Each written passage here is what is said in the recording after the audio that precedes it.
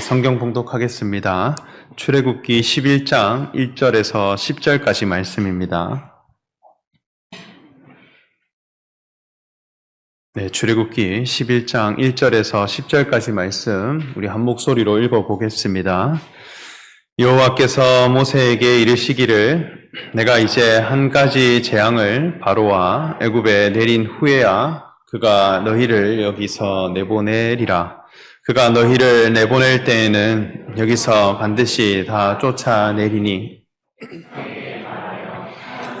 각기 이웃들에게 은근 패물을 구하게 하라 하시더니 그 백성으로 애굽 사람의 은혜를 받게 하셨고 또 그 사람 모세는 애굽 땅에 있는 바로의 신하와 백성의 눈에 아주 위대하게 보였더라.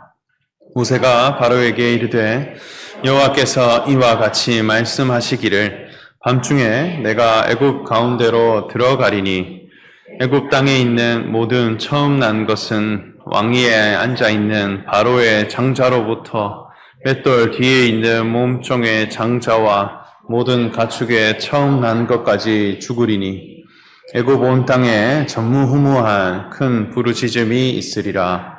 그러나 이스라엘 자손에게는 사람에게나 짐승에게나 개 한 마리도 그 혀를 움직이지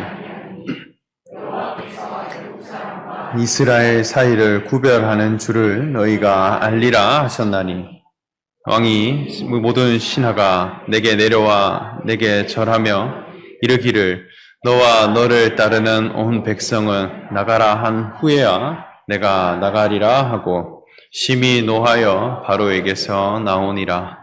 여호와께서 모세에게 이르시기를 바로와 너희 말을 듣지.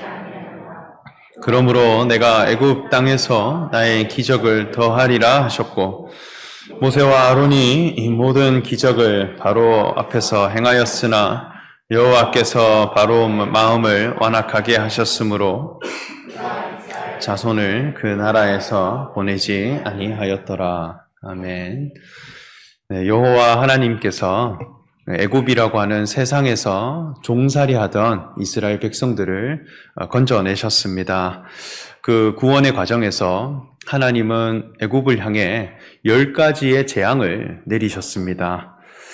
이 재앙들을 통해서 이스라엘 백성들은 점차 애굽과 구분되어지고 또 하나님이 지시한 가나안 땅을 향해 나아갈 수 있는 그런 백성들로 돌아서고 또 나아가게 됩니다.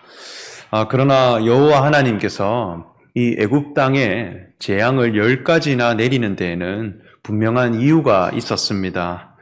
그것은 애굽을 다스리는 파라오 왕의 마음이 굉장히 완악하고 고집스러웠기 때문이라 했습니다. 그래서 먼저는 모세를 세우셔서 모세를 통해 파라오 왕에게 이르기를 내 백성들을 내보내라. 그들이 광야에서 하나님께 절기를 지킬 것이니라 이렇게 말씀했습니다. 그러나 파라오 왕의 마음은 나는 여호와를 전혀 알지 못한다 그렇게 반응했고 또 이스라엘 백성들에 대해서는 너희는 노역이나 하라 하며 노동자로 취급을 했다는 것입니다. 분명히 여호와 하나님의 이름은 스스로 있는 자이니라 이렇게 했습니다. 이것은 스스로 존재하는 신이다. 존재의 신이라는 이름을 가지고 있는 그런 하나님입니다. 세상으로부터 주어지는 어떤 소유 가치라든지 또 사람의 역량과 기능이 강화되어져서 노동 가치가 탁월한 것을 보고 옳다 하시고 그것으로 기뻐하시는 분이 아니라 그 사람의 존재의 목적 또 하나님이 사람을 지으시기로 하나님의 마음과 하나님의 성품을 표현할 자로 지으셨는데 그것을 관계 안에서 본다면 하나님의 자녀요 또 신분으로는 그리스도라고 하는 신분으로 우리를 지으셨다는 것입니다. 그 존재의 목적 자체가 하나님의 뜻 앞에 순종되어져서 회복되어지고 나는 하나님 앞에 무엇으로 지음받았는가 하는 것을 회복해가고 찾아가는 그 사랑, 그것을 보시고 하나님은 기뻐하시고 또 영광 받으시는 분이라 할 수 있겠습니다. 그래서 여호와 하나님은 존재를 보시고 또 그 존재에 대한 변화와 가치를 감찰하시는 분인데 그 여호와 외에는 다른 신이 없다 하는 것을 알게 해주시기 위해 10가지 재앙을 통해서 여호와 하나님은 누구신가라고 하는 것을 드러내셨다는 거예요. 그래서 첫 번째로는 나일강이 피로 변하게 되는 그런 재앙이었다 했습니다. 두 번째로는 애굽 땅의 개구리가 들끓게 되는 그런 재앙이었습니다. 세 번째는 이라고 하는 벌레가 사람들과 짐승의 몸에 다 달라붙어서 괴롭게 되는 그런 재앙이었고, 또 다음으로 파리 재앙이 나타나게 되었습니다. 그리고 돌림병이 돌아서 온 사람과 가축들이 죽게 되었고, 또 하늘로부터 종기가 내려앉아서 또 사람들을 괴롭혔다 했습니다. 그리고 우박이 떨어져서 들에 있는 모든 짐승들과 사람들은 다 맞아 죽게 되었습니다. 그리고 메뚜기가 애굽 땅을 덮게 되므로 온 땅이 황폐케 되었습니다. 그리고 애굽 전역에 흑암이 덮이게 되므로 사람과 사람이 서로 알아볼 수가 없고 또 더듬어서 서로를 확인해야 할 지경에 이르는 그런 어둠에 사로잡히게 되었습니다. 그리고 오늘 읽은 본문이 마지막 재앙인데 태어난 모든 첫 번째 생명은 다 죽게 되는 소태생의 죽음, 그것이 마지막 재앙이라 하겠습니다. 이 마지막 재앙은 이스라엘 백성들이 이 세상 애굽으로부터 분리되는 데 있어서 굉장히 결정적인 사건이 되었습니다. 또 이스라엘 백성들이 지키는 가장 중요한 유월절이라고 하는 절기가 마련되는 중요한 계기가 되어집니다. 중요한 것은 이 모든 재앙이 파라오 왕의 완악한 마음 때문에 일어난 것이라 했습니다. 그러면 오늘날 우리는 하나님의 말씀을 대해가고 또 이 말씀을 묵상할 때에 파라오 왕의 이 완악하고 고집스러우며 때로는 오락가락하는 이런 영적인 태도, 이것을 어디에서 찾아가야 하는가라고 할 때 이 파라오의 모습은 내 속에 있더라는 것입니다.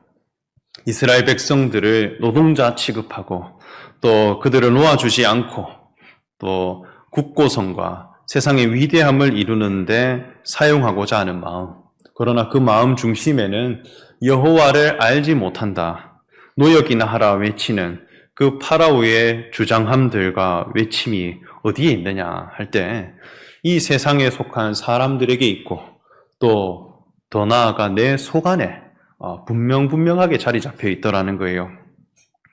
우리는 이 세상을 살아가면서 저마다 세상을 살아가면서 땅으로부터 덧입혀진 자기만의 이름들이 있습니다. 오늘날 이 세상이 이루어 놓은 건축물들과 또 운영되는 조직, 제도, 또 사람들이 입는 옷들, 또 타는 차들, 이런 것들을 가만히 살펴보면 수천 년 전 세워진 애굽의 피라미드보다 더 영화로운 문명이라 할 수 있겠습니다. 저마다 우리가 입은 옷에, 또 우리가 다니는 회사에, 또 내가 속한 어떤 조직에 피라미드와 국고성을 하나씩 짊어지고 있는 것입니다. 최근에 유행했던 드라마 중에 서울 자가의 대기업 다니는 김 부장 이야기라고 하는 드라마를 우연하게 본 적이 있습니다. 근데 알고 보니까 우리 사무엘 힐에 자주 오시는 그 형제분이 있는데 그 형제가 다니는 회사를 모티브로 만든 드라마라고 하는 것을 알게 되었습니다. 서울에 자가를 가지고 있고 또 대기업의 김 부장이다, 이렇게 하면 그것이 자기 이름인 줄 알고 평생을 살아갔다는 것입니다. 내가 어떤 집을 소유하고 있고 또 어떤 회사에 소속되어 있고 부장이라는 직함을 가지고 있는 사람으로서 나름 당당하고 치열하게 세상을 살아가는데 어느 순간 회사에서 잘리게 됩니다. 그리고 자기의 어떤 한순간의 실수로 자기의 집도 잃어버리게 됩니다. 처음은 서울 자가의 대기업을 다니는 김 부장에서 시작했는데 대기업도 빼고 부장 타이틀도 사라지고 자가라고 하는 집도 사라집니다. 스펙과 타이틀을 하나하나 빼고 나니까 그제서야 하는 질문이 과연 나는 누구인가? 라는 질문을 하게 됩니다. 자가라는 집도 빼고 대기업이라는 타이틀도 빼고 부장이라고 하는 직함도 빼고 나면 과연 나는 누구인가 하는 것을 모르겠더라는 것입니다. 이러한 질문들은 육체로 살아가는 모든 인생이 마주해야 할 하나의 운명이라 할 수 있겠습니다. 세상이 부여해준 이름표를 다 떼어내고 나면 갈 길을 잃고 허망해지는 것, 이것이 여호와 하나님을 알지 못하는 인생의 모습이라 할 수 있겠습니다. 어쩌면 이 애굽이라고 하는 역사와 파라오라고 하는 왕은 아주 수천 년 전에 이미 멸망했고 사라졌습니다. 그러나 이 애굽이 운영되고 있는 사고방식, 그 파라오가 추구하는 삶의 목적, 자기를 자부하는 그 어떤 삶의 이유들, 그것이 이 세상에 축적되어져서 우리 속에 고스란히 남아있더라는 것입니다. 상대 가치를 통해서 내가 우월하게 원하는 마음, 잘 먹고 잘 사는 것이 그저 최고라 여기며 사람과 또 이 세상의 모든 것을 수단과 이용 가치로 대해가는 것들, 세상의 업적과 육신의 풍요로움 그 자체를 귀하게 여기며 살아가는 그 가치관들이 우리 속에 있더라는 것이죠.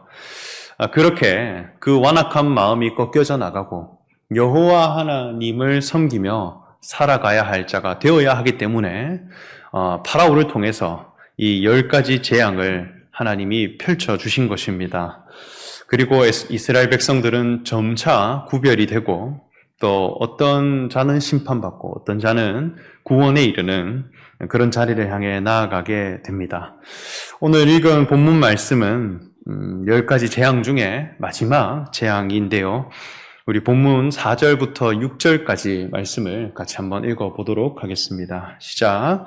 모세가 바로에게 이르되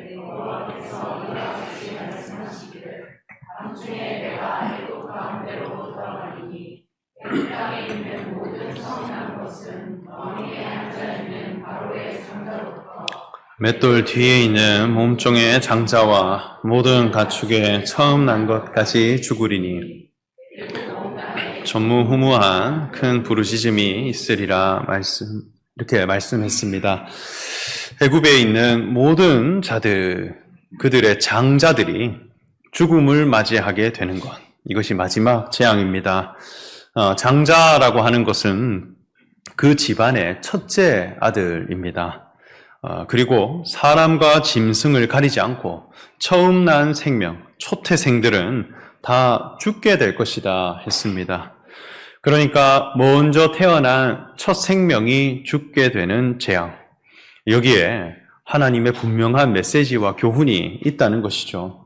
그래서 당시 시대에 장자라고 하면 그 집안의 아버지를 대신하는 존재였고, 그 집안에 펼쳐지는 제사라든지 또 그 집안이 소유하고 있는 재산, 이러한 것들을 모두 다 책임지고 감당하는 그 아버지의 역할을 대신하는 그런 의미가 있었다는 것이죠.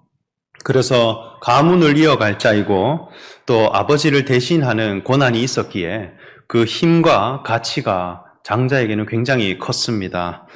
그런데 성경을 보면 하나님께서 사람을 이끌어 가실 때 그 과정을 보면 늘 첫째 아들이 아니라 둘째 아들을 선택해 가시고 또 그 믿음의 계보를 이어가시는 것을 볼 수 있습니다. 아담과 하와가 선악과를 먹고 에덴 동산에서 쫓겨나게 됩니다. 그리고 낳게 되는 두 아들이 있었습니다. 첫째 아들은 가인이었고 둘째는 아벨이었다, 이렇게 했죠. 이 첫째 가인은 하나님 앞에 농사를 지어서 그 얻어지는 소출, 곡식을 하나님께 제사로 올려드렸습니다.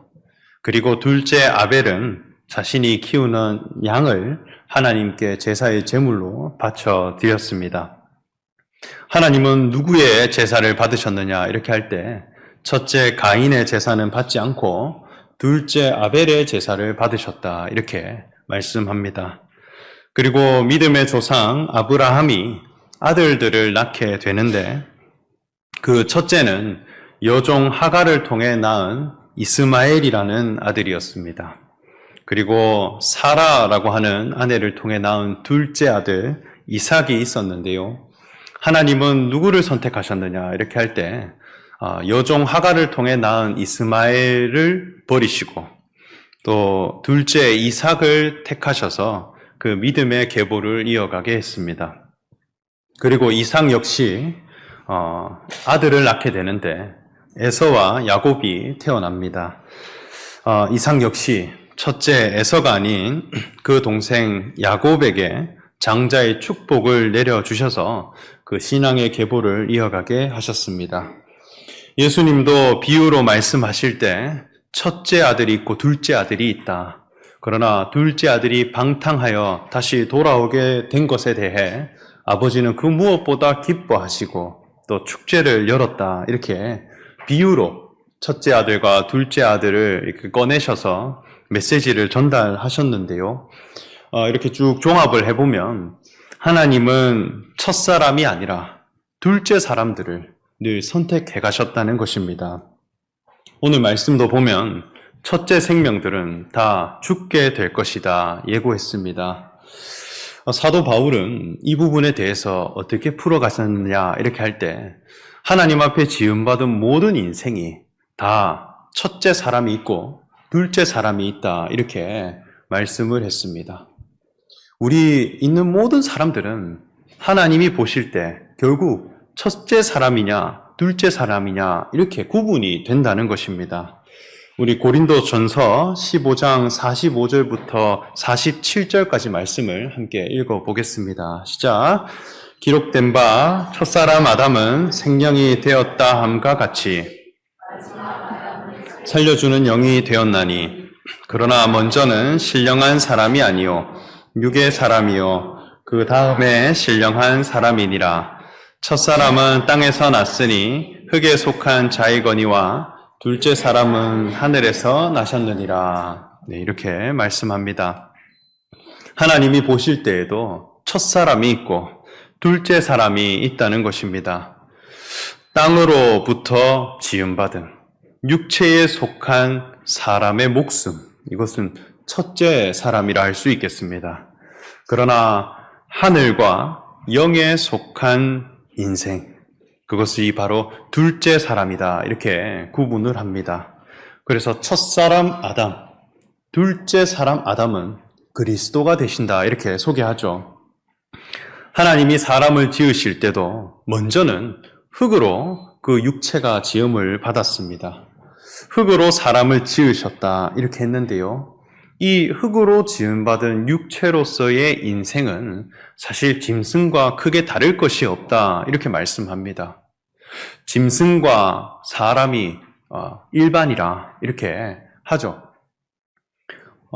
육체로서의 그 삶, 사실 알고 보면 짐승의 운명과 다를 것이 없더라는 것입니다.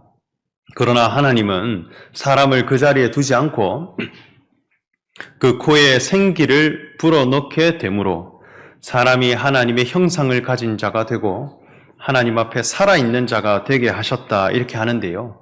그 속에 하나님의 호흡과 하나님의 영이 들어와서 하나님의 얼굴과 하나님의 성품을 표현할 자가 되니까 비로소 살아있는 존재가 되었다는 것입니다. 그래서 우리의 인생도 하나님 앞에 지음받은 모든 사람은 그 첫째 사람과 둘째 사람이 구분된다는 거예요. 그저 육체로부터 주어지는 그 인생을 살아가는 것, 목숨에 속한 인생, 그것이 첫째 사람이라는 거예요. 그러나 하나님의 말씀이 내 속에 들어오게 되므로 내 자아가 하나님의 성품을 표현할 자다 하는 것을 깨닫게 되므로 우리 자신이 하나님의 호흡을 가진 사람으로 회복되어져 가는 것, 그것이 둘째 사람에 속한 그런 인생이라 할 수 있겠습니다. 그런데 첫째 사람들이 죽게 될 것이다 하는 것, 이것은 육체로부터 주어지는 모든 의로움, 육체로부터 주어지는 어떠한 자랑들, 내가 목숨을 가지고 살면서 내가 쌓아놓은 어떠한 공적들, 이것이 다 허망한 것으로 돌아가게 되고 또 하나님 앞에 다 심판받게 되는 그러한 인생으로 발견되어질 것이다 하는 거예요. 그래서 육체의 삶을 위해 사는 자들, 그들에게 하는 경고의 메시지입니다. 그러나 이스라엘 백성들은 이 재앙을 넘어가게 됩니다. 그 장자가 죽지 않고 생명의 해함을 받지 않고 오히려 그 구원함을 받게 되는 그런 인생으로 나아가게 됩니다. 예수님도 이 땅에 오실 때에 사람의 몸을 입고 이 땅에 오셨습니다. 하나님의 아들이시나 인자로서 나는 사람의 아들이다, 이렇게 그 운명 가운데 오셨다는 거예요. 그러나 바울은 예수 그리스도에 대해 발견해 가기를 우리가 더 이상 예수 그리스도에 대해서 육체대로 알지 않겠다, 이렇게 말씀했습니다. 육체의 것을 가지고 사는 인생이 아니더라는 거예요. 그 속에 있는 그 생명과 신분, 존귀한 정체성, 그것을 우리가 믿음으로 받고 우리도 그것으로 살겠다 하는 그런 선언이라 할 수 있겠습니다. 육체에 속한 삶은 몸을 가지고 늘 수고하고 애쓰고 노력하고 뭔가를 이루어내는 그것으로 영광을 얻는 세계입니다. 애굽의 영광은 위대한 건축물과 사람의 노력으로 이루어낸 소유물들입니다.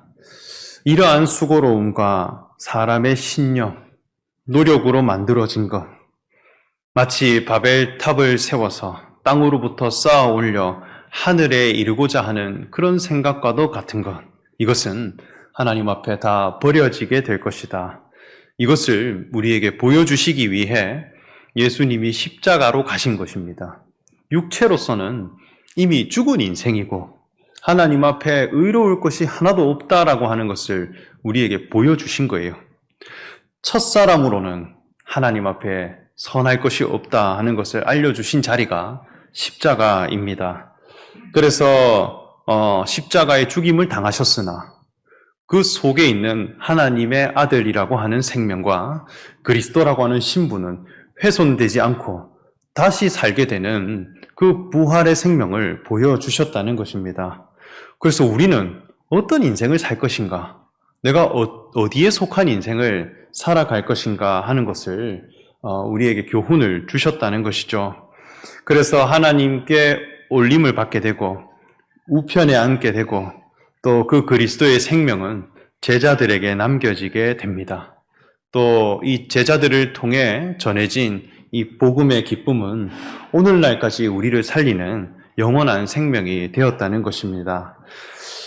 우리가 살아가는 이 세상도 육신의 노력함으로 뭔가를 얻어내고 자랑하는 그런 세계입니다.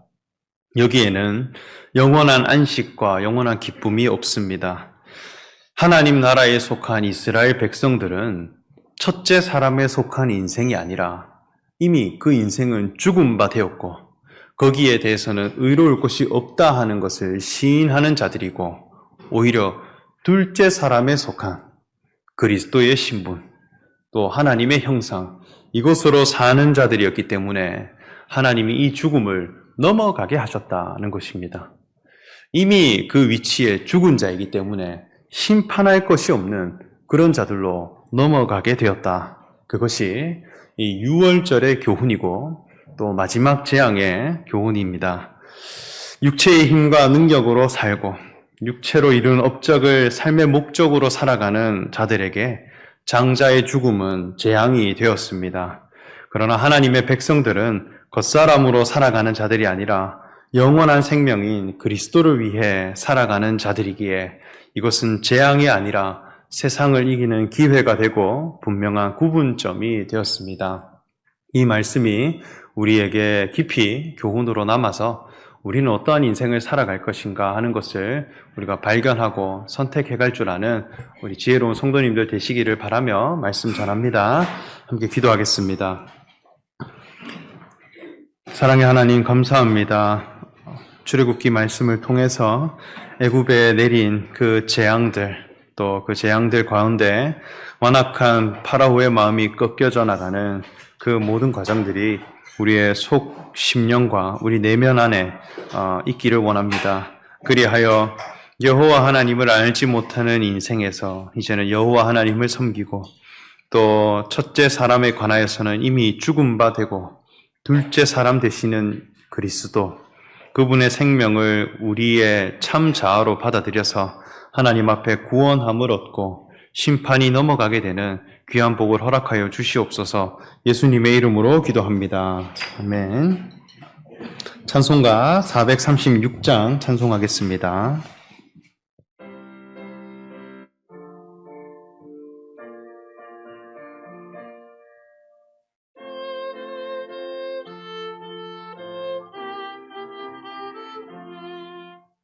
나 이제 주님의 새 생명 얻은 후 내 것은 지나고 새 사람이로다.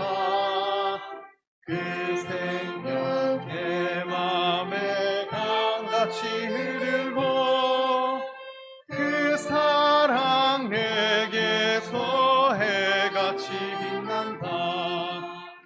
영생을 누리며 주 안에 살리라. 오늘도 내일도 주 함께 살리라. 주 안에 감추니 새 생명 얻으리. 이전에 줬던 것 이제는 값없다. 하늘의 은혜와 평화를 맛보니 찬송과 기도로 주 함께 살리라. 영생을 누리며 주 안에 살리라. 오늘도 내일도 주 함께 살리라. 산천도 초목도 새 것이 되었고 죄인도 원수도 친구로 변한다. 새 생명 얻은 자 영생을 누리리. 주님의 오신 맘 새 하늘이로다. 영생을 누리며 주 함께 살리라. 오늘도 내일도 주 함께 살리라. 주 따라가는 길 험하고 멀어도 찬송을 부르며 뒤따라가니라. 나 주를 모시고 영원히 살리라. 날마다 섬기며 주 함께 살리라.